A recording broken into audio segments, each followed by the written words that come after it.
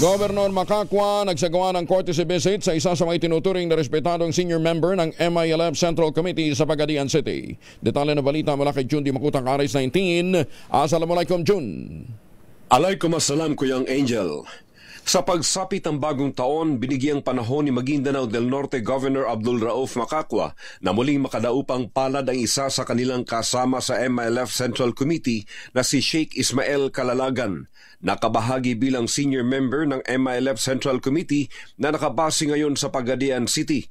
Labis ang saya at tuwa ng dalawang leaders nang magkita sa tanggapan ni Sheikh Ismael Calalagan na namumuno sa Association for Islamic Development o AID.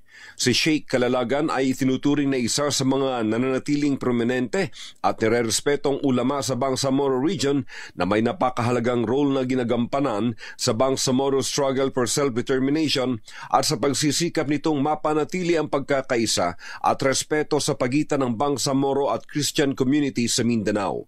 Sa kabila ng hectic schedules ni Governor Macacua, ang courtesy visit na ito ay napakahalaga umano para sa mas lalong pagpapatibay ng ugnayan at patuloy na pagkilala sa kahalagahan ng bawat lider na humulma sa kasaysayan ng rehiyong Bangsamoro para sa pagpapatuloy ng mga pagsisikap na mapanatili ang pangmatagalang kapayapaan at kaunlaran sa Mindanao.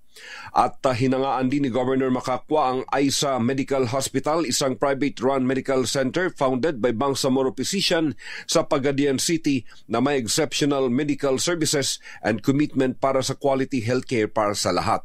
Kasama sa entourage ni Governor Macacua ang ilan sa kanyang mga staff, kasama sina Provincial Administrator Tumanda Antok, PhD, MAFAR Director General Taugan Kikay, PhD, Executive Assistants Tamano Macacua at Mubarak Dumato. Mula sa Central Mindanao, RH19, Jun Di Makutak, DZRH, una sa Pilipinas, una sa Pilipino. Maganda umaga, Pilipinas! Sokran, Jun.